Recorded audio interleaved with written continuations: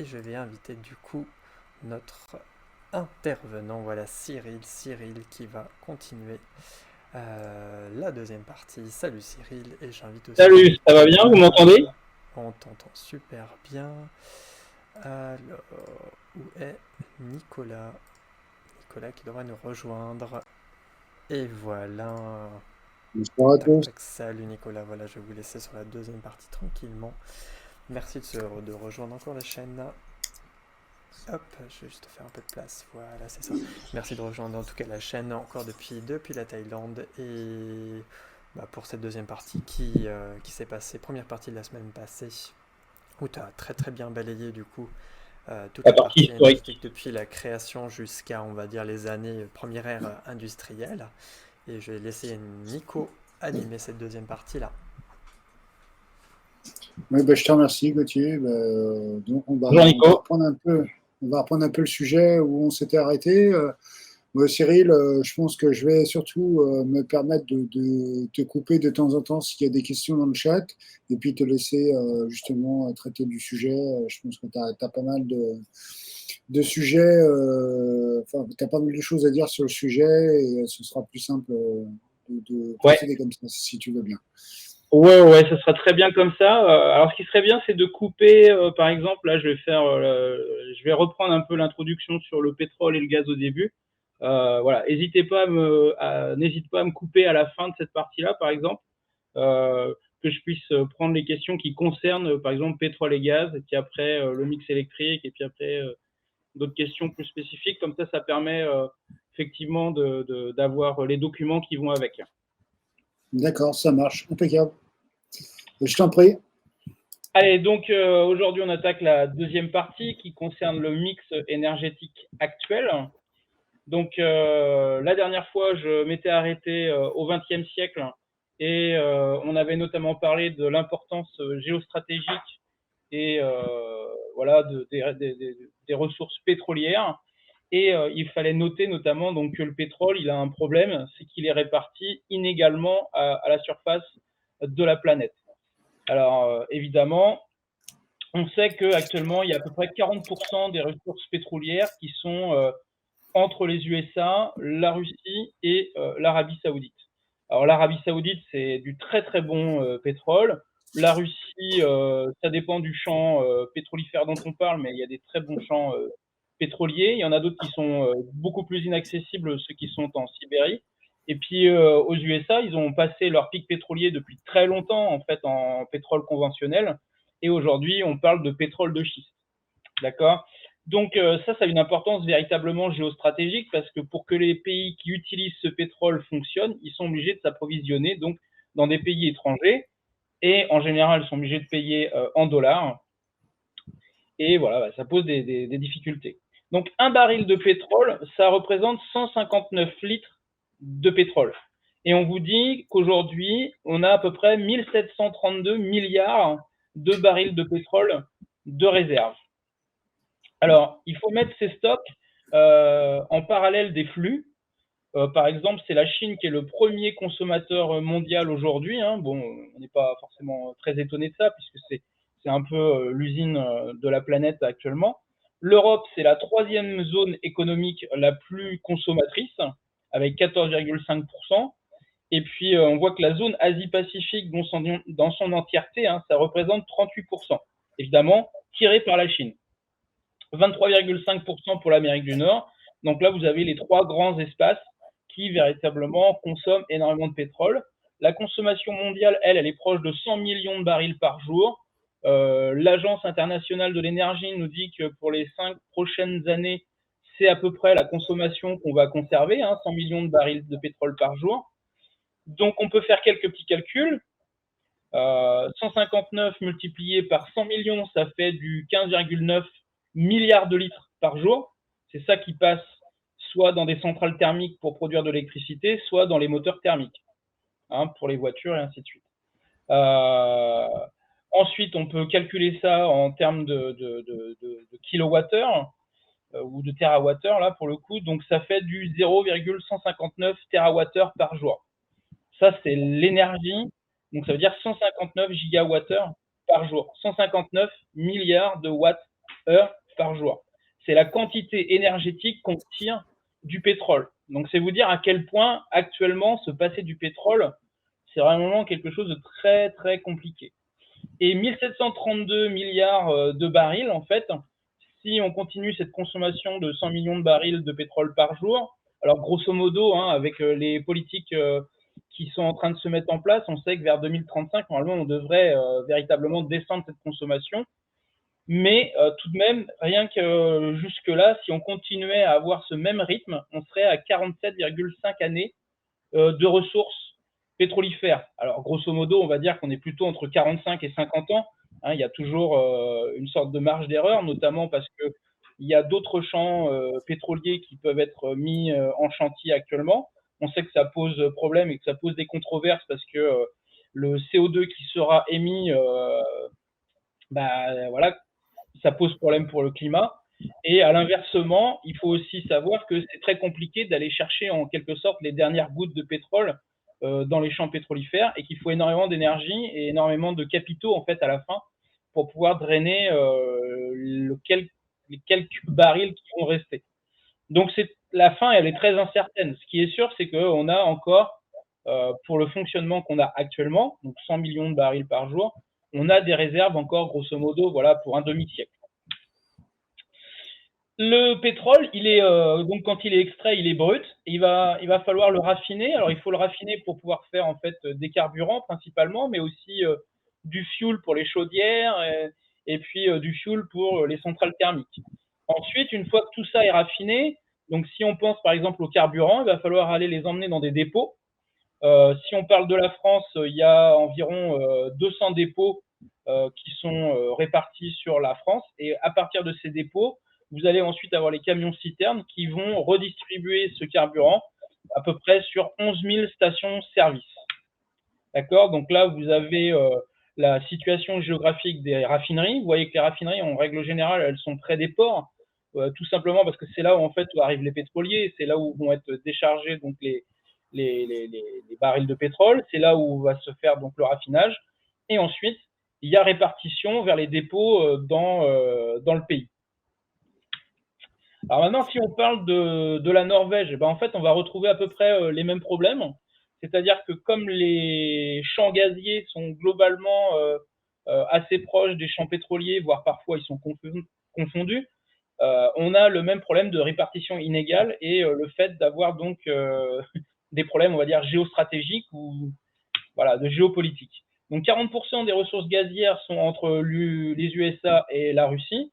Alors les États-Unis, encore une fois, parce qu'ils exploitent aujourd'hui beaucoup de gaz de schiste.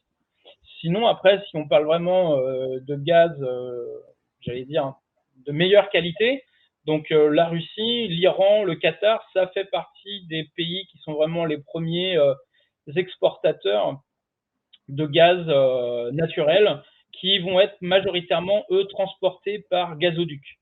Ce qui n'est pas le cas du gaz de schiste des États-Unis, à part pour la consommation, on va dire, domestique. Mais si vous devez l'importer en France, en fait, il va falloir le mettre sous forme de GNL, donc gaz naturel liquéfié. Il faut des méthaniers pour le transporter, qui sont des bateaux qui coûtent très cher et qui sont très spécialisés. Et après, il faut un terminal méthanier.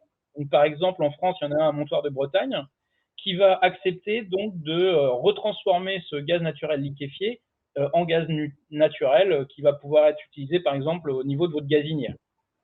D'accord? Donc, les réserves de gaz naturel dites prouvées, celles dont on est sûr qu'elles existent, dans le monde se chiffreraient à 188,1 milliers de milliards de mètres cubes à la fin de l'année 2020. Ça, c'est ce qu'on avait. Comme toujours, il faut regarder par rapport au flux, parce que là, c'est un stock, mais qu'est-ce que ça représente en termes de flux? Donc, l'Europe, c'est la 4e zone économique la plus consommatrice de gaz.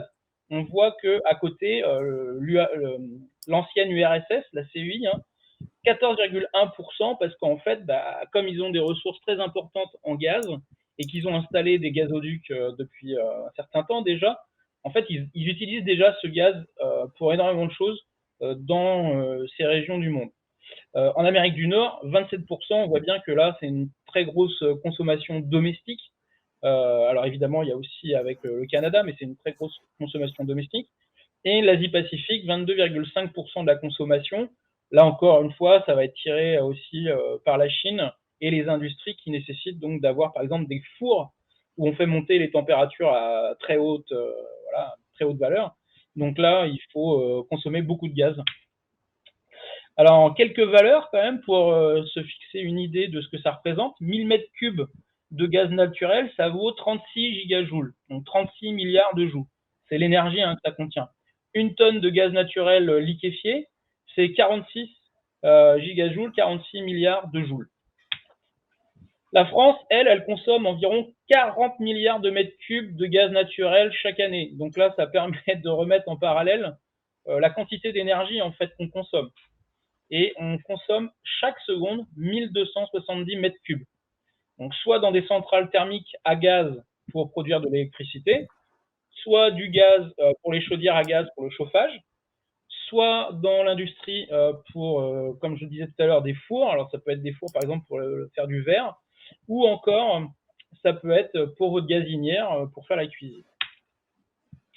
Et ça nécessite en fait tout un réseau. C'est le gaz, en fait, ça nécessite un peu, comme dans le corps humain, une sorte de réseau de capillaires. Et donc là, c'est des tubes, c'est des gazoducs qui vont permettre d'apporter depuis les pays donc du Proche-Orient ou du Proche-Orient, anciennement l'Empire soviétique, de la mer du Nord, de Norvège et puis donc du Maghreb, les quantités dont on a besoin en fait pour fonctionner en Europe. Donc le marché européen, en fait, il est très dépendant du gaz qu'on peut importer. Et donc on a construit des structures, les gazoducs, pour pouvoir approvisionner tous ces pays en gaz.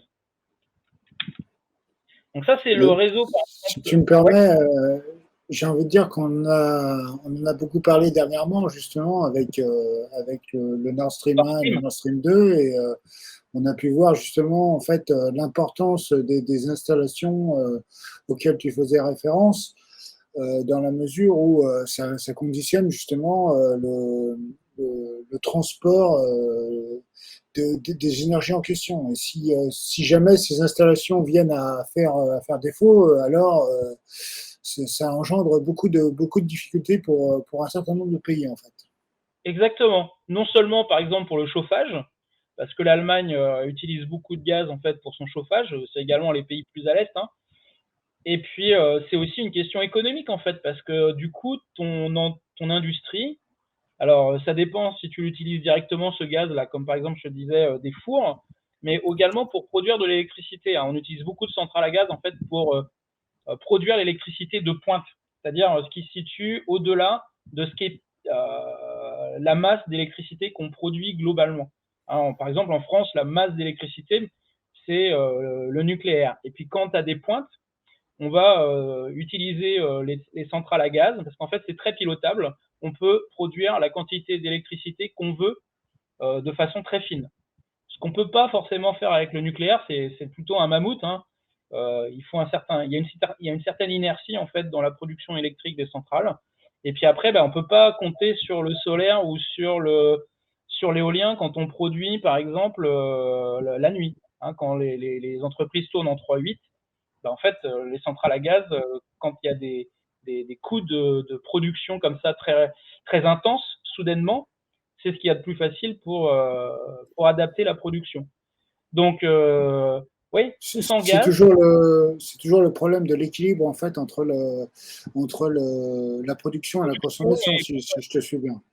Exactement, parce qu'en fait, les gens savent pas trop ça, mais si on produit trop pour le réseau, en fait, le réseau peut tomber. Et il faut à peu près 3 à 4 jours pour faire repartir un réseau électrique. Et à l'inverse, c'est pareil, si on n'a pas assez de production électrique sur un réseau et que tout le monde se met à tirer, le réseau peut aussi s'effondrer. Donc en fait, il faut essayer de coller le plus possible entre production et consommation. Donc c'est vraiment très important. Il y a des gens qui s'occupent de ça spécifiquement, qui s'occupent de dispatcher en fait. Si je comprends bien, c'est aussi ce qui a justifié certaines politiques qu'on a pu voir en France pendant assez longtemps, par exemple, avec le fait justement de privilégier la consommation de certains appareils de manière nocturne, par exemple, c'est bien ça. Oui, c'est parce qu'en fait, il y a, tu as des moments de pointe qui sont vraiment, on va dire, électro-intensives. Alors, le mot est un peu abusé parce que électro-intensif, on l'utilise notamment pour les industries. Mais en fait, à un moment donné, il y a trop de gens qui vont se connecter et en fait, ça coûte un peu cher de s'adapter comme ça à la pointe parce qu'il faut acheter, surtout aujourd'hui, en fait, il faut acheter sur le marché le gaz qui va te permettre de produire l'électricité pour cette pointe. Et donc, en fait, si on avait mal prévu, si on avait mal quantifié la quantité dont on avait besoin, bah, du coup, on peut se retrouver sur le marché à devoir acheter à des prix qui sont importants. C'est exactement ce qui est en train d'arriver actuellement. C'est-à-dire que comme on a un problème sur l'approvisionnement en gaz, le prix du gaz a monté. Et en fait, bah, si on calcule mal nos besoins ou si, comment dire, si soudain on a besoin de gaz d'un coup, bah, on va le payer très cher. Et à l'inversement, si on en a trop, bah, pour le vendre, on va le payer pas forcément très cher si on est le dernier jour où les gens en ont besoin, tu vois. Donc il y a un problème sur le marché du gaz en Europe. En fait, il y a un problème sur sur le marché du coût de l'énergie, de l'électricité qui, voilà. On en reparlera après, mais il y a des choses qui sont mises en place pour permettre en fait une libéralisation du marché de l'énergie et qui posent problème aujourd'hui en termes de consommation de ces ressources. Mais, euh, mais ce qu'il faut comprendre, c'est que c'est véritablement un système avec des veines, des capillaires. Quand on voit le réseau français de transport du gaz, c'est vraiment ça. Hein. C'est vraiment important d'avoir cette image-là en tête. C'est ce que j'ai dit. Si tu me permets, j'avais envie de faire un peu le parallèle avec le trafic en quelque sorte. C'est un peu comme si tu avais justement, notamment les sorties les heures de sortie du travail, etc. Et ce phénomène de bouchon entre guillemets, et puis la capillarité comment dire, de la carte que tu as montré en fait me fait penser justement à ce qui constituera en quelque sorte des routes si on va aller par là. Exactement, exactement. Ce qu'il faut bien penser, en fait, c'est que souvent, on a tendance à penser en silo et on isole les éléments, mais en fait, il faut voir tout ça comme un tout. Nos modes de vie sont interconnectés avec les énergies qu'on a mises en place et ces énergies, elles sont liées à nos modes de vie en retour. C'est-à-dire que, par exemple, tu parlais des gens qui sortent du travail et qui rentrent chez eux. Bah, quand ils rentrent chez eux, en fait, ils vont allumer la télé, ils vont allumer la lumière, ils vont peut-être commencer à cuisiner. Et en fait, d'un coup, il va y avoir une demande très importante d'électricité dans les foyers. Et en fait, il va falloir derrière que EDF et RTE, qui transportent donc cette électricité, soient en capacité de réagir très rapidement. Donc, c'est EDF qui fournit l'électricité qui va être nécessaire, c'est RTE qui la transporte. Et voilà, en fait. Et alors pour le gaz, maintenant c'est Engie. Avant c'était GDF, hein, mais maintenant c'est Engie. Et donc voilà, c'est le système qui il est totalement lié à nos modes de vie et nos modes de vie, eux, ont évolué par rapport à l'énergie qu'on était capable de procurer en fait aux gens et à la société et au pays. Donc tout est interconnecté. Si tu me permets une dernière question avant de te laisser continuer, je pense qu'en fait, justement, enfin, tu vas me dire ce que tu en penses, mais il me semble que justement, ce morcellement qu'on a pu connaître d'une ancienne entreprise d'État, justement, qui gérait un peu tout d'un bout à l'autre, qui a été morcelé, c'est quand même une difficulté supplémentaire aussi pour la gestion. Ouais. Alors on va reparler parce que ça fait partie de la présentation et je vais y revenir effectivement parce que ça c'est très très important d'aborder ce sujet-là. D'abord pour comprendre comment ça fonctionne et ensuite pour comprendre effectivement pour les citoyens quand ils prennent des décisions ou quand ils ont des députés qui les représentent à l'Assemblée pour leur envoyer par exemple des courriers pour leur demander pourquoi ils votent des lois qui vont à l'encontre, j'ai envie de dire, des intérêts des citoyens français. Voilà. Donc je vais le raborder. Donc en Europe, on consomme entre 60 à 62 hexajoules.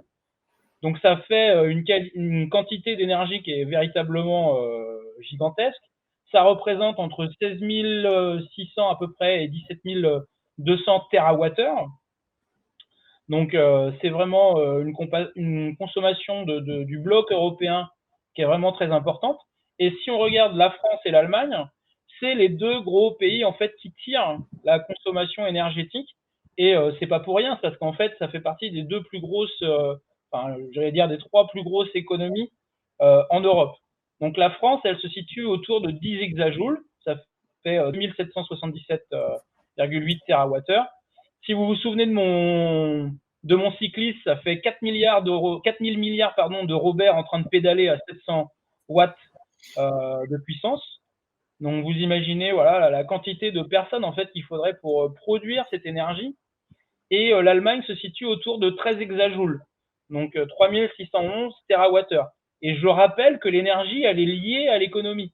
Donc plus on a d'énergie consommée, en fait, plus ça vous montre que l'énergie, ça vous montre que l'économie, elle est, comment dire, elle est agitée en quelque sorte. Hein, vous avez plus de personnes qui se baladent en camionnette, qui transportent des marchandises, plus d'entreprises qui sont en train de fonctionner, et ainsi de suite. L'Europe avant 2022 et puis le conflit avec, entre la Russie et l'Ukraine, on importait environ 40% de gaz venant de la Russie et 25% du pétrole. Donc ça donne une idée de la dépendance qu'on a à l'encontre d'un seul pays. J'allais dire un seul empire, mais ça c'est la volonté plutôt de Poutine de rebâtir une sorte d'empire. Mais voilà, on a un pays qui nous fournit quand même une très très grosse quantité d'énergie. Et donc ça, en fait, ça nous met un peu dans ses griffes, si on peut dire ça comme ça. Si tu as pu suivre une des dernières vidéos des Lucides, justement, il parlait du fait que les empires restaient des empires, en fait. Et donc, il était dans leur question tête, les empires restent des notamment empires, hein. de... Comment? Les Français pensent toujours en fait qu'ils sont un grand pays, alors que on est dans la phase descendante. Voilà, après la délocalisation, on a perdu des territoires, des ressources, et donc maintenant il faut payer pour tout ça. Et donc on a du mal à avoir en tête que ça nous coûte cher et qu'en fait il faudrait réussir à redimensionner en quelque sorte notre économie et notre population et notre consommation d'énergie à la taille, pour le coup, de ce qu'on voudrait être. Là, je pense qu'il y a un débat fondamentalement idéologique et politique à mener sur c'est quoi l'avenir de la France en termes de pays, de compétition mondiale, d'entrepreneuriat. On en parlait dans l'émission juste avant. Qu'est-ce qu'on veut? Quel est l'avenir pour la France? Quel est l'objectif? Il y a très certainement des choses à faire, par exemple, à se développer, à être dans un meilleur, comment dire, dans de meilleures conditions de vie et meilleur niveau de vie, meilleure qualité de vie en France. Il y a des choses à faire de ce côté-là et des choses à transmettre à d'autres pays européens autour de nous avant que ça puisse diffuser comme un modèle. Parce que pour le moment, nous, le modèle qu'on a en France, c'est le modèle qui s'est importé de l'Empire américain. Donc ça, c'est notre problème, c'est qu'on a cette politique-là, cette vision du monde à diffuser vers nous. On l'a adoptée, on en a fait quelque chose pour développer nos sociétés, on a eu un certain bien-être. Aujourd'hui, on est dans une phase descendante post-coloniale, dans une phase descendante j'ai envie de dire abondance de l'énergie en quelque sorte, on pourrait dire ça comme ça, notamment de l'énergie pas chère et du pétrole, qui est voilà l'énergie pas chère par excellence, l'énergie du transport par excellence. Donc ça, c'est quelque chose qui va devoir se discuter. À un moment donné, il va falloir mettre les choses sur la table. C'est pas possible de continuer à parler d'ambition pour le pays sans mettre tout sur la table. Quel type de pays on veut, quel avenir pour les Français, quel type de consommation énergie et en quelle quantité, et puis quelle dépendance par rapport aux autres pays. Ça, c'est important. Donc, si on regarde le mix énergétique français, notamment la consommation d'énergie primaire. Donc, la consommation d'énergie primaire, c'est tout ce qui est, en quelque sorte, qui arrive dans tous les foyers, sans qu'il y ait de pertes. Parce qu'en cours de route, vous allez avoir des pertes. D'accord? Donc, si on regarde ça, on voit que le nucléaire, ça représente, ou ça représentait en 2020 plutôt, 40% du mix énergétique. Donc, le mix énergétique, concerne aussi donc des ENR, des énergies renouvelables. Donc dedans, il y a de la biomasse, de l'hydraulique, les pompes à chaleur, de l'éolien, du solaire. Et puis, il y a aussi après le gaz naturel. Donc je l'ai dit tout à l'heure, qui va être utilisé soit pour les centrales thermiques, soit pour votre chaudière pour le chauffage, soit pour comment dire, dans les industries qui en ont besoin. Et puis vous avez le pétrole notamment énormément pour le transport. Et ce mix énergétique, en fait, on peut le représenter en différents secteurs. Donc par exemple, l'industrie, on voit qu'elle consomme, ou qu'elle a consommé plutôt en 2020, 302 TWh. Et dedans, il y a beaucoup de gaz et il y a beaucoup d'électricité, et donc qui vient du nucléaire. On voit que les ENR, ça ne représente pas grand-chose. Le charbon, ça ne représente plus grand-chose non plus. Et le charbon, en fait, c'est surtout pour la production d'acier. Alors, je ne sais pas si on a toujours de la production d'acier. Je crois qu'il ne reste plus beaucoup de production d'acier en France. Hein. Et on a de la chaleur commercialisée. Donc, ça peut être les pompes à chaleur, mais ça peut être aussi les réseaux de chaleur. Ensuite, vous avez le transport. Et là, vous voyez que dans le transport, c'est majoritairement le pétrole.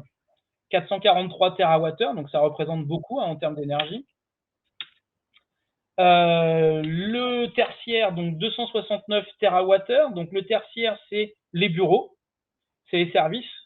Et donc là, vous avez beaucoup d'électricité, notamment parce que vous avez du chauffage, et puis vous avez des appareils électriques, ça peut être votre photocopieuse, votre ordinateur.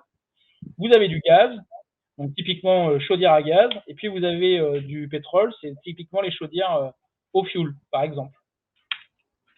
Vous allez retrouver le même type de profil pour le résidentiel, donc avec de l'électricité pour les appareils électriques. Donc évidemment, c'est un peu moins important en termes de consommation de la part de l'électrique pour les foyers, parce qu'ils n'ont pas forcément autant d'appareils électriques que des entreprises. Oui, puis je pense qu'il y a aussi un peu un problème justement de volonté d'économie peut-être plus important encore, notamment par rapport aux moyens financiers Par contre, ça représente à peu près la même quantité. Hein. Il faut bien voir, c'est les mêmes quantités. Par contre, c'est pas le même ratio. Donc ça, c'est important. Tu as évidemment, donc encore d'une fois, du gaz naturel. Tu as des ENR parce qu'il y a des gens qui vont utiliser notamment les pellets de bois. Tu as aussi ce qu'on appelle de la cogénération. C'est les déchets qui vont être brûlés et en même temps, on va permettre à la chaleur d'aller chauffer des résidences, du résidentiel. Et puis, donc, il y a encore du pétrole qui va être pour, de nouveau, les chaudières au fioul. Et puis, à la fin, il y a encore cette chaleur commercialisée, donc les réseaux de chaleur et les pompes à chaleur. Et là, par exemple, il y a énormément à faire sur ces choses-là. L'agriculture et la pêche, donc on voit que majoritairement, donc c'est du pétrole, parce qu'en fait, c'est les carburants, hein, majoritairement, de l'électricité pour certaines machines, et puis le reste, il est vraiment assez anecdotique. Sur la consommation finale énergétique, donc on peut reprendre ça, les différents secteurs, et on voit que le résidentiel et le tertiaire, c'est ce qu'il y a de plus important, 756 TWh, donc majoritairement du chauffage et des appareils électriques. Voilà, c'est vraiment le gros des usages humains, on peut dire. 443 TWh, voitures individuelles, transport routier, on peut rajouter un peu de transport maritime et du transport des avions, mais les avions, par exemple, ils vont être aussi dans le non affecté, là. Les pays, en fait, ils n'aiment pas trop comptabiliser ce que consomment les avions quand ils sont dans le ciel, dans les zones internationales. Donc, en fait, il y a des parties parfois qu'on ne peut pas tout à fait compter, qu'on n'arrive pas à affecter. Bon, c'est de l'énergie qui est par là. 332 TWh pour l'industrie, donc c'est principalement donc, des fours à gaz et de l'électro-intensif.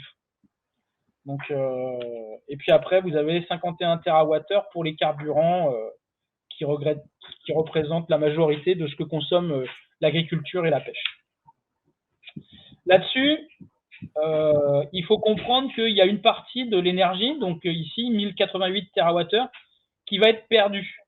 C'est-à-dire que pour produire l'énergie qu'on va utiliser, on utilise des convertisseurs. Donc si par exemple je prends l'exemple de centrales nucléaires ou de centrales thermiques, le rendement de la turbine, c'est 30% à peu près. Donc ça veut dire qu'il y a 60% de l'énergie qui est produite, qui est perdue. Voilà.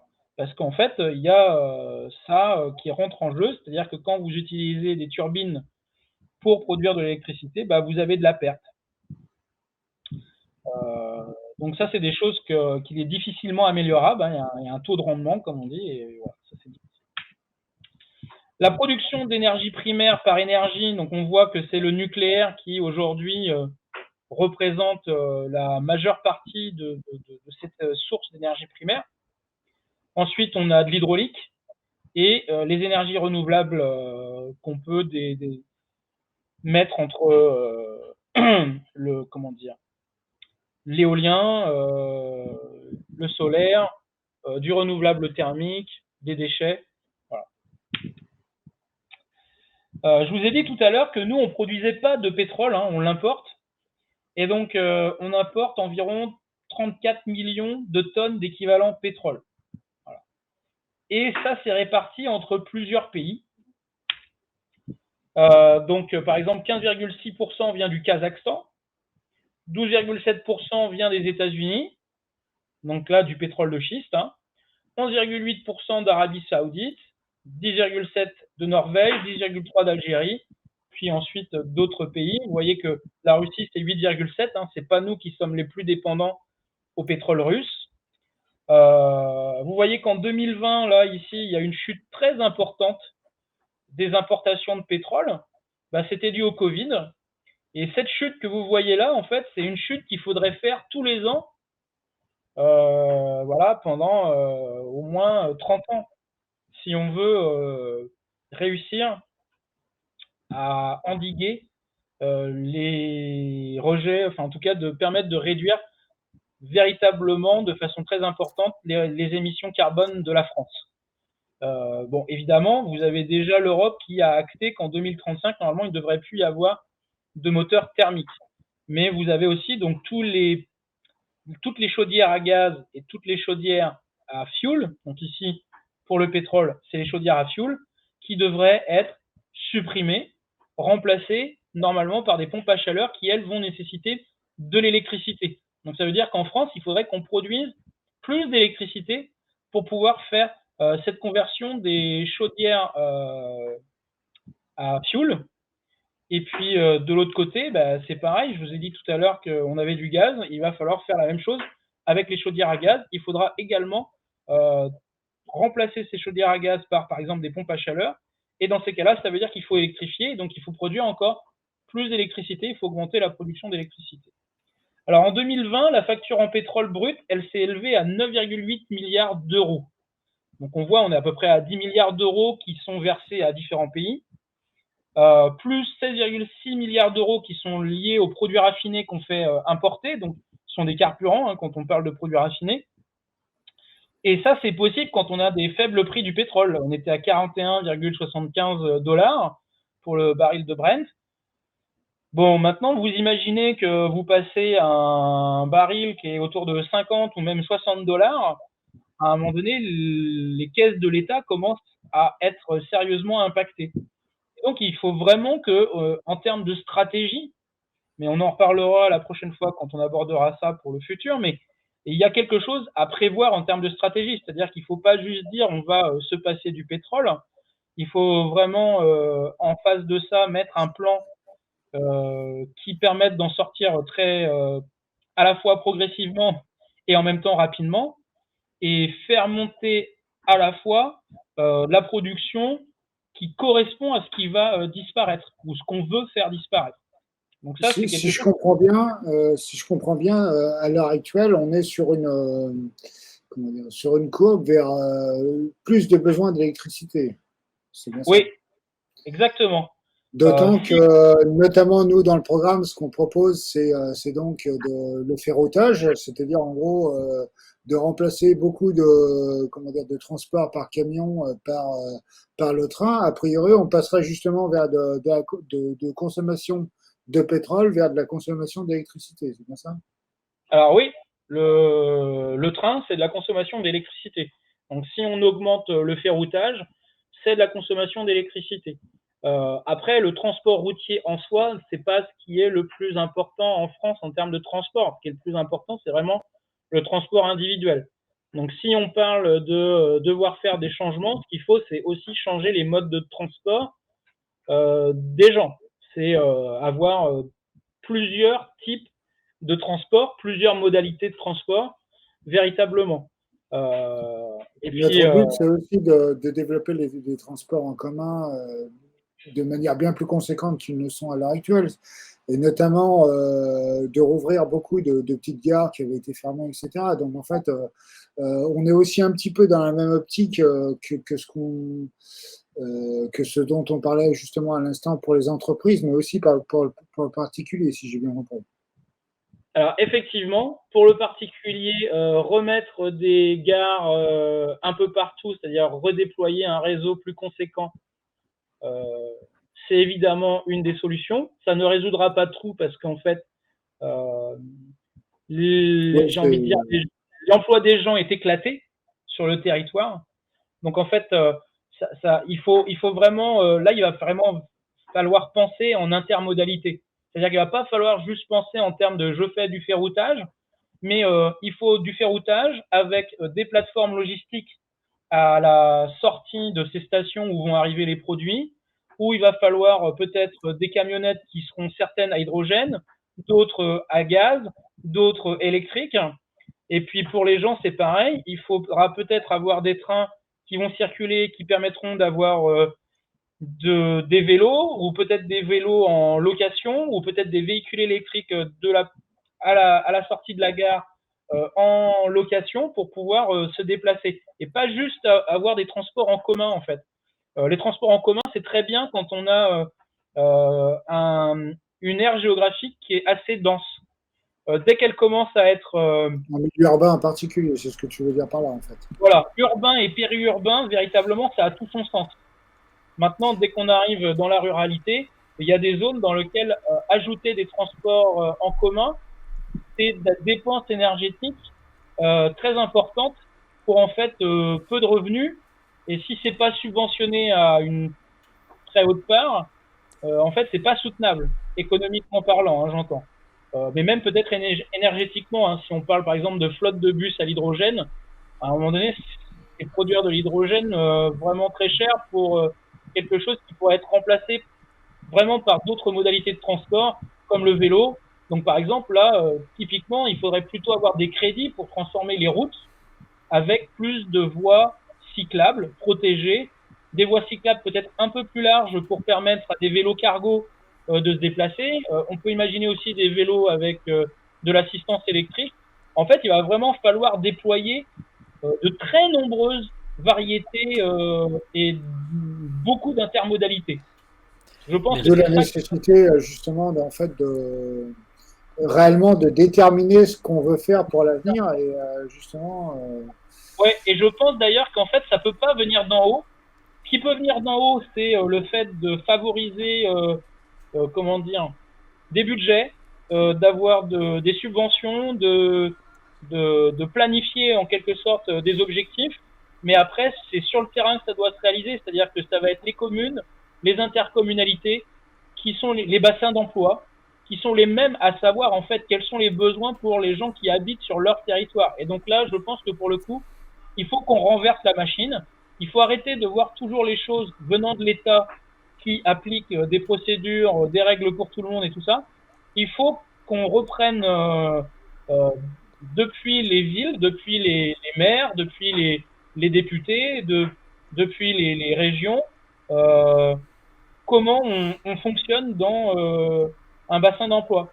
Mais Véritablement, je pense que C'est une c'est ça vraie qu'il va montée falloir. des besoins du terrain, en moi, fait. j'avais envie de Exactement. poser une question. C'était que le modèle de transport en fait collectif, c'est quand même ultra écologique. Enfin, c'est un modèle économique qui ne peut que être entrepris par le haut, c'est-à-dire par des modèles étatiques, alors que ton modèle de développement, comment dire, individuel, enfin, c'est quand même que des entrepreneurs globalement subventionnés par l'État. Si on reprend la création de Ford ou la création de Renault ou de Peugeot, et est-ce que en fait le modèle de transport collectif est-ce que ça représente l'avenir ou est-ce que ça représente que la solution d'un débouché écologique ou d'un débouché, je dirais même, anticapitaliste?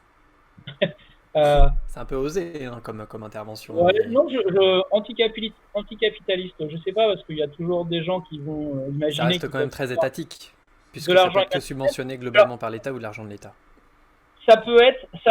alors pas forcément étatique en fait, parce que tu as beaucoup de systèmes qui marchent avec la région. Avec la région, mais ça Euh, reste quand même un modèle d'origine étatique ou de subvention publique. Parce qu'ils de peuvent pas y subventions arriver. publiques, ça par contre, je suis d'accord. De subventions publiques, ça me paraît.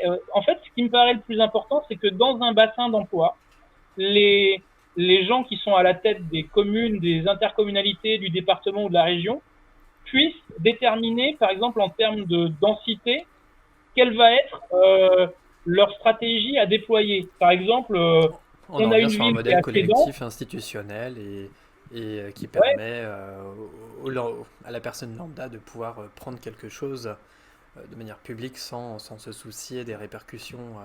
C'est complètement ça en fait, c'est ce qu'on attend. en fait, ce qu'il faut imaginer, c'est que il y a un moment donné, il va falloir des taxes et il faut que ces taxes soient bien dépensées. Et les transports, c'est un des meilleurs moyens d'améliorer la vie des gens. Et pour ça, quand c'est dense, les transports en commun, c'est ce qui fonctionne le mieux. Quand on veut se déplacer d'une zone éloignée à une autre, ce qui commence à fonctionner le mieux, c'est plus les transports, par exemple, de bus, mais ça va être le train. Et dans ces cas-là, il faut que soit en face, on ait assez d'offres de transport public, si on peut aller dans une zone qui est assez dense pour que ce soit rentable, ou alors il faut proposer aux gens, quand ils arrivent sur ces zones, d'avoir soit des voitures qui soient à leur disponibilité, donc ça peut être des voitures, des véhicules électriques, ou ça peut être également donc des vélos à assistance électrique qui leur permettent de rejoindre la zone où ils vont aller travailler. Et ça va dépendre ensuite des distances. Et si le réseau il est dense, si par exemple tous les bureaux sont au même endroit, ou si les entreprises vont soudain être diffuses dans leur environnement, j'ai envie de dire. Et donc, en fait, c'est pour ça il faut vraiment que ce soit des analyses qui soient faites localement, par bassin d'emploi. Il faut que les gens se mettent autour de la table, décident de la quantité d'argent qu'ils sont prêts à allouer à des transports publics. Et donc là, il faut récupérer de l'argent par l'impôt, hein, c'est l'impôt qui permet ça, et de la redistribution en fonction de ce que ça peut permettre. Donc d'améliorer la vie des gens pour aller au travail si c'est facile et si c'est dense, ou alors d'avoir des flottes de véhicules plus individuelles, pardon. Mais ça peut être aussi des subventions pour les gens pour pouvoir acheter un véhicule pour eux. Je pense typiquement par exemple aux vélos à assistance électrique. Si on leur dit vous habitez à telle distance de votre travail et en fait ça vous prendrait tant de temps d'y aller par vélo électrique plutôt que d'utiliser votre voiture qui consomme beaucoup et que vous pourriez peut-être n'utiliser après tout que quand il fait pas beau, quand il pleut, quand il fait froid, bah c'est déjà une amélioration considérable en fait de la situation. Et ça permet d'enclencher aussi des transformations des modes de vie et de déplacement des gens. Voilà. Donc il ne faut pas voir que par des gros systèmes. Les gros systèmes, c'est bien véritablement quand ça apporte véritablement à grande échelle quelque chose voilà, de favorable, que ça améliore les conditions. Donc par exemple pour le ferroutage, c'est évident que ça peut améliorer les conditions. Le réseau ferré, c'est évident que ça peut améliorer les conditions. Maintenant, il faut aussi qu'après, il y ait un équilibre qui se fasse entre le budget des régions, par exemple, ou le budget de l'État, et ce que ça va rapporter en termes d'amélioration de qualité de vie et de transport pour les personnes. Donc ça, c'est vraiment après un travail, j'ai envie de dire, c'est local. Et après, on peut faire remonter à l'État en disant, voilà, moi, il me faudrait tant pour pouvoir transformer ma voirie.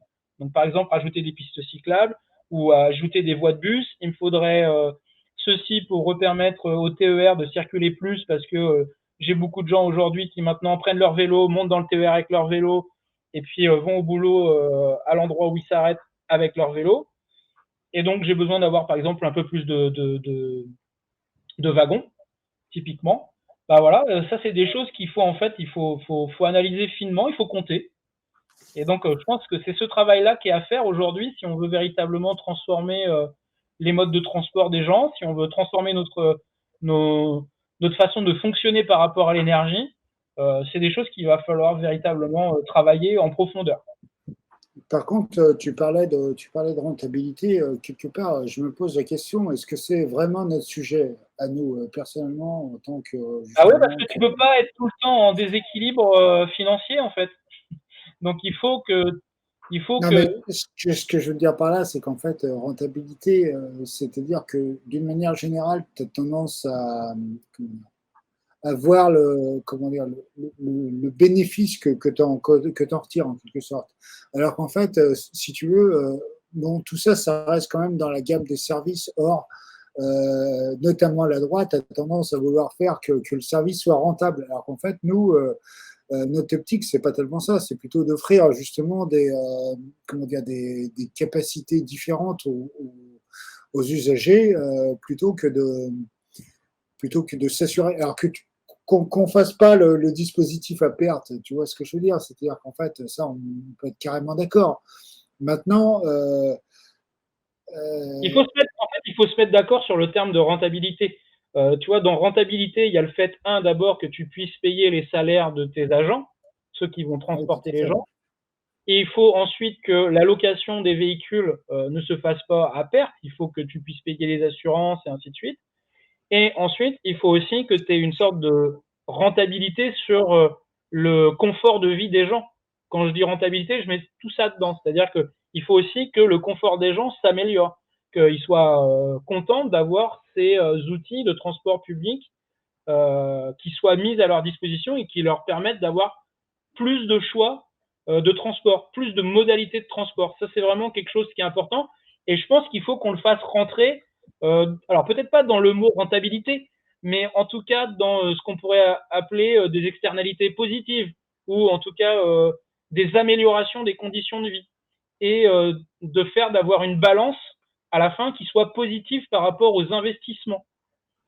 Voilà, il faut qu'à un moment donné, le système il puisse tourner dans tous les sens du terme. C'est-à-dire que, par exemple, une entreprise qui va bien fonctionner, des gens qui peuvent habiter, qui peuvent rester habités dans cette commune, bah, ça va être des impôts qui vont revenir aussi à la ville, qui va pouvoir avoir des politiques d'urbanisme qui vont être encore peut-être améliorées, ou ils vont peut-être penser à faire autre chose qui peut également aller dans le sens d'une meilleure gestion par exemple, de la consommation d'énergie pour les habitations. Peut-être que dans les logements sociaux, ils vont pouvoir faire de la rénovation après. Donc en fait, c'est ça, il faut voir que à un moment donné, il faut que le système il ne soit pas tout le temps que sur des subventions. Les subventions, c'est bien au départ pour faire sortir tous les projets, j'ai envie de dire, pour mettre tous les projets sur la table, les faire fonctionner et à un moment donné être en mesure d'avoir ceux qui sont rentables, qui perdurent. Et ceux qui ne le sont pas, bah, en fait, il faut les transformer. Il faut voir comment on peut faire pour faire mieux, pour faire différemment. Et donc, c'est là, par exemple, où tu peux te rendre compte que peut-être qu'une offre plus individualisée, qui, par exemple, pourrait être, je sais pas, tu donnes un chèque de 600 balles à des gens ou 500 balles pour pouvoir acheter un vélo à assistance électrique qui va leur permettre, eux, d'aller dans un endroit qui est plus mal desservi, bah, peut-être que c'est pas une plus mauvaise décision, en fait. Pourquoi je te posais la question? C'est entre autres parce que je pense qu'il y a la notion de service justement qui est imbriquée dans ces histoires en quelque sorte. Et j'ai en tête une histoire qu'on m'a racontée, c'est qu'en fait, apparemment au Japon, il y a une ligne de ferroviaire qui continue en fait, à tourner. Et en fait, c'est pour une seule personne en fait, Ouais, qui doit se rendre à l'université. Et en fait, c'est là qu'on voit que ils ont considéré a priori que cette personne-là avait absolument pas d'autres moyens de vivre sa vie, de se déplacer, etc. Et en fait, ils ont continué à faire tourner la ligne. Donc en fait, je pense que c'est un exemple qui montre, c'est un peu un contre-exemple par rapport à ce qu'on a la tendance à voir un peu partout, où on veut absolument que le service soit rentable, etc. Maintenant, ce que tu disais, je trouve ça vraiment très juste et très intéressant, c'est qu'en fait, il y a peut-être justement moyen de transformer certaines mobilités, etc., par d'autres, justement en adaptant les moyens et permettre justement d'offrir le service malgré tout, mais que justement ce service soit pas à perte. Ouais, ouais. Alors, je vais terminer là-dessus sur le Japon parce que en fait, moi j'y ai été au Japon et j'ai déjà pris une ligne de ce type qui permet en fait d'aller dans une zone où tu peux aller faire de la randonnée en montagne en fait. Et là, c'est typiquement le cas d'intermodalité. C'est-à-dire que j'ai pris le Shinkansen, donc c'est l'équivalent du TGV là-bas, qui est un train qui est plutôt cher pour les gens qui habitent au Japon et qui y vivent. Et ensuite, il y avait une ligne de train qui permettait d'accéder jusqu'à l'endroit où un bus t'attendait pour te faire monter euh, en altitude dans la station pour aller justement faire tes randonnées et ainsi de suite. Et en fait, il y a toute une partie là-dedans qui est pas rentable, mais en fait, ils reprennent l'argent sur d'autres parties, euh, sur d'autres lignes. En fait, tout à l'heure, on parlait du système de péréquation. Bah, il y a des systèmes de péréquation au Japon, c'est-à-dire qu'effectivement, on considère que il n'est pas normal que les gens puissent pas accéder à certaines parties du territoire. Et je pense que ça, c'est un problème de mentalité, en fait. En France, quand on a construit le réseau ferré, quand la SNCF s'est vraiment développée pour construire le réseau ferré, on a considéré que tous les gens devaient avoir accès à ce mode de transport. Ce n'est qu'aujourd'hui qu'on considère que c'est plus vraiment la peine, puisqu'en fait, les gens ont des voitures individuelles. Mais on pourrait très bien revenir en arrière et dire que l'État met en place les transports nécessaires, ou en tout cas fait en sorte que les transports nécessaires, les modes de transport nécessaires, soient mis en place pour qu'aucun des citoyens français ne soit en enclavé, en fait. Ouais, ne soit enclavé. Et ça pour le coup, c'est idéologique en fait. C'est une décision prise à un moment donné et que tu peux encadrer par peut-être une loi ou des choses comme ça. Donc ça, c'est vraiment important. C'est des êtres humains là qui peuvent prendre des décisions et changer les choses.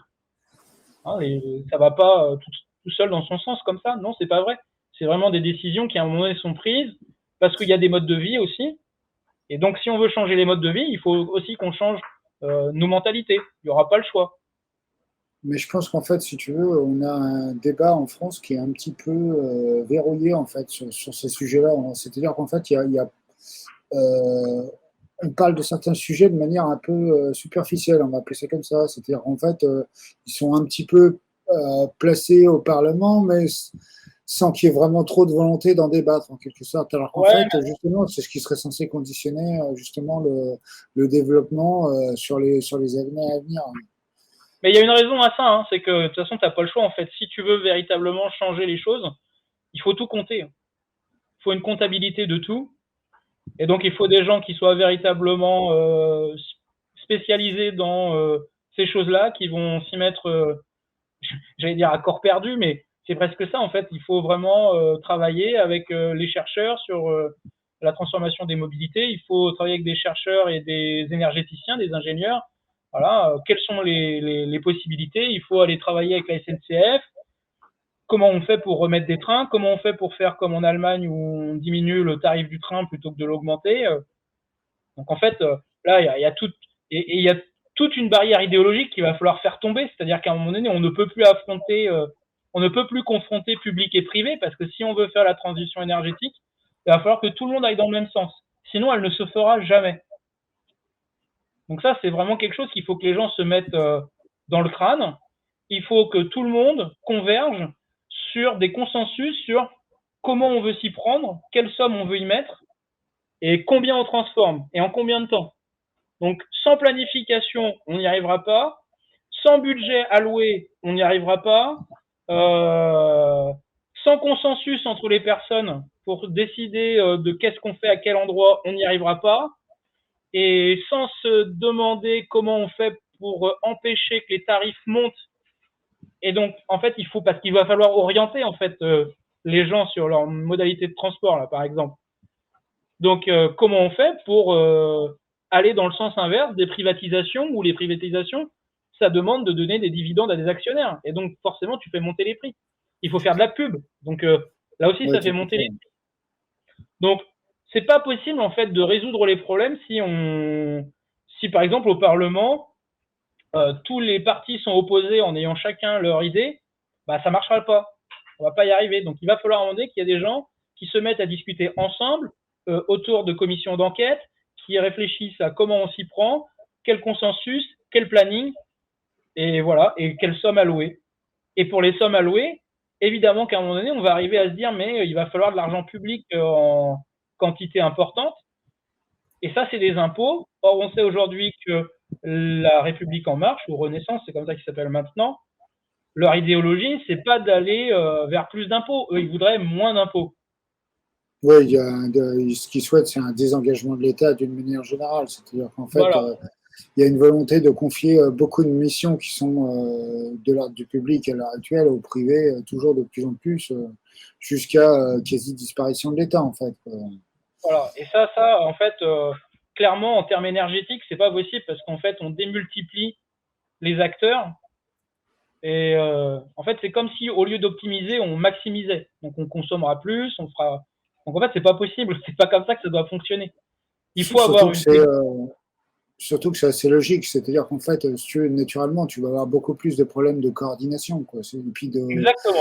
de trouver justement les accords en question. C'est plus tu multiplies les acteurs, si tu travailles en équipe de 3, par exemple, et que tu travailles en équipe de 10, bah, c'est vrai qu'en équipe de 10, c'est quand même un peu plus compliqué, quoi. C'est-à-dire, en fait, il te faut beaucoup plus d'interactions. Et tout sera plus compliqué entre des acteurs privés entre eux. Ah oui, ça c'est sûr, parce qu'il y aura la notion de profit qui viendra se mettre entre les deux en plus. Donc, voilà. Donc je reprends sur les carburants. Ça fait déjà une petite heure qu'on y est. Comment vous voulez que ça se passe sur les prochains moments? Tu dis encore une troisième partie ou tu voulais encore conclure? Comment ça se passe? Ah bah moi, je peux encore revenir avec le reste la prochaine fois. J'en ai pour beaucoup là. Alors on pourra faire une troisième partie. C'est comme tu souhaites. Ouais. À la limite, si tu veux faire une petite synthèse pour ce moment-là. Ouais, je vais conclure quand même sur le pétrole et le gaz. Ouais. Notamment pour dire que, par exemple, en France, voilà, là, si on voit en 2020, on avait 60 millions à peu près de tonnes équivalent pétrole en termes de carburant qu'on a importé pour le raffiner. Et en fait, ce qu'on voit, c'est que globalement, on en a perdu déjà donc à peu près la moitié. Hein, et globalement, ce qu'on produit, c'est du gasoil. Donc ça donne une idée de la façon dont les personnes se déplacent en France majoritairement aujourd'hui. Ils utilisent des voitures diesel. Les transports, c'est aussi du diesel. Et on voit que la partie samplon 95, elle est réduite. Et le samplon 98, encore plus. Je termine sur les importations de gaz naturel. Là, on voit que, par exemple, nos importations à nous, c'est la Norvège majoritairement. Ensuite, on avait 17% pour la Russie. On voit ici que on a un plateau, grosso modo, hein, ces dernières années pour le gaz qui vient de Norvège. Et là aussi, en fait, il y a des transformations à faire parce que ce qui va se passer, c'est que notre quantité en fait de gaz qu'on va pouvoir importer, à part en le remplaçant par le GNL qui vient des USA et du gaz de schiste, ça va être très compliqué de le maintenir en fait à haut niveau parce que j'ai envie de dire, il y a une consommation mondiale qui est en train de se développer du gaz et donc voilà, la répartition elle va se faire et la France, mais l'Europe plus en général, va avoir à payer plus cher pour réussir à avoir du gaz. Donc ça, c'est vraiment important. Par exemple, il faut savoir que là, pendant qu'on avait des problèmes, nous, en approvisionnement en gaz, on a payé plus cher pour notre gaz et ça a empêché des pays comme le Pakistan ou la Thaïlande, par exemple, d'avoir accès à certaines quantités de gaz. Donc ça veut dire qu'on est déjà en termes de compétition sur l'approvisionnement énergétique. Ça, c'est vraiment important. Voilà, donc la prochaine fois, j'attaquerai le mix électrique français. Là, ce que je peux dire aujourd'hui, ce sur quoi je peux finir, c'est que il va falloir qu'on sorte et du pétrole. Donc ça, c'est acté pour les moteurs thermiques, mais il faut aussi changer donc les chaudières à fioul. Il va falloir sortir du gaz, sauf que le gaz, donc je le disais, c'est ce qui permet la consommation de pointe d'électricité majoritairement. C'est-à-dire que c'est avec ça qu'on adapte rapidement notre production électrique. C'est aussi quelque chose qu'on utilise dans l'industrie. Donc là, c'est de l'innovation technologique qu'il va falloir. Et puis ensuite, si on parle de pétrole par rapport au transport, il faut évidemment qu'il y ait plus d'électrification du transport. Alors, ça peut être des véhicules électriques, ça peut être des vélos à assistance électrique, ça peut être plus de trains. Voilà, ça veut donc dire qu'il va falloir à un moment donné qu'on produise plus d'électricité et en quantité, donc continue. Ça, c'est ça qui est important à comprendre. Voilà. Voilà pour aujourd'hui. Donc, on pourra reprendre sur le mix électrique français la prochaine fois. Et on pourra conclure sur cette première partie. La semaine prochaine, si tu veux bien, si tu es disponible et que ça marche pour voter aussi. L'organisation, mais ouais, ça sera faisable. Maintenant que tu peux ouvrir, créer et éditer, je vais créer de toute façon le paramétrage. Et en tout cas, c'était super chouette. Merci Cyril encore de ta disponibilité. De rien. Donc, ça permet d'avoir une idée, je pense, pour les gens, de se rendre compte de quoi on est dépendant. Complètement. C'est pas de la nourriture pour nous, c'est de la nourriture pour nos voitures, pour nos usines, pour nos centrales thermiques quand on en a encore. C'est aussi ce qui nous permet tous les jours de se déplacer, d'avoir de la chaleur chez nous. Voilà, Puis ça soulève des questions très importantes à la fois pour le présent, mais aussi et surtout pour l'avenir en fait.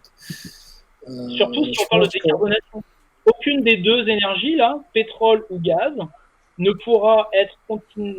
pourra pas continuer à les utiliser si on veut arriver à la neutralité carbone en 2050. Voilà. Il faut vraiment qu'on soit clair là-dessus. Il faudra en sortir totalement. Ça, c'est vraiment important à comprendre. Et c'est pour ça que jusqu'à 2050, il faut un plan qui soit transpartisan, parce que s'il n'est pas transpartisan, en fait, comment on fait à chaque fois qu'il y a une alternance sur les groupes politiques qui arrivent au pouvoir? C'est pas possible. Donc, il faut vraiment réussir à se mettre rapidement en accord là-dessus. Moi, je pense que ce pourquoi ton intervention était vraiment géniale, c'est qu'en fait aussi, ça nous permet de voir justement l'overview d'une manière générale, c'est-à-dire qu'en fait, voir l'imbrication de chaque chose, l'impact justement des décisions et puis en fait des interactions des différents paramètres de la vie aussi, je pense. Je le redis, il va falloir qu'il y ait des scientifiques, des ingénieurs, des personnes qui sont sur les territoires et ensuite après des parlementaires qui se mettent autour de la table et qui travaillent dessus en fait. Il faut des consensus, un peu comme il y avait eu la Convention citoyenne pour le climat, mais cette fois-ci avec des gens qui ont déjà, j'ai envie de dire, les compétences pour les lois, pour les technologies, pour la faisabilité des choses en fait. En fait, je pense que c'était le bon point de départ. Le problème, c'est qu'en fait, c'est resté lettre morte. S'ils étaient partis justement de ce qu'ils avaient organisé pour justement réunir ensuite tous les professionnels des différents secteurs qu'il fallait, etc., et commencer à mettre les choses en place, là, on aurait eu une très bonne et très grosse base de travail. Et en fait, le problème, c'est que ce truc a été un truc d'affichage, en fait, ni plus ni moins. Ouais, je vais faire une toute dernière remarque. Après, je pense qu'on pourra clôturer. C'est il y a par exemple le Shift Project est en train de monter pour chacun des pans de la société des plans de transformation sur l'énergie et sur les modalités. Donc ça c'est bien. C'est un groupe extérieur qui vient se mettre dans le débat et qui pousse. Il y a RTE qui fait des scénarios, j'en parlerai plus tard, qui fait des scénarios pour comment avoir un mix énergétique et électrique particulièrement pour le pays à l'avenir 2050 décarboné. Ça c'est bien, il faut aller regarder, il faut prendre. Maintenant, on aimerait qu'on ait les mêmes plans, par exemple, sur SNCF. Qu'est-ce que vous faites en 2050 pour pouvoir permettre à ce qu'il y ait plus de développement du transport pour les gens.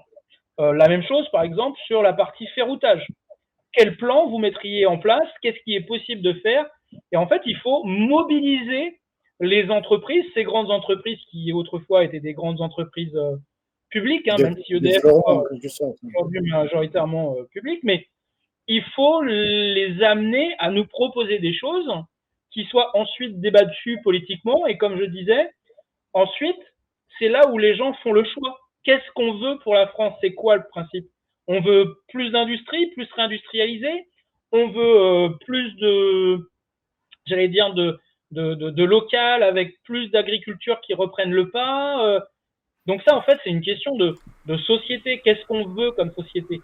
Il va falloir qu'on y pense et qu'on mette ça sur la table parce que les scénarios qui vont se mettre devant nous, c'est des scénarios qui vont aussi nous engager sur des modes de vie forcément différents entre ceux qui vont produire beaucoup d'électricité et ceux qui nous en proposeront moins. Ceux qui proposeront plus de transport, ceux qui en proposeront moins. Donc ça, c'est vraiment important. Voilà. Ah, c'est une belle conclusion, effectivement.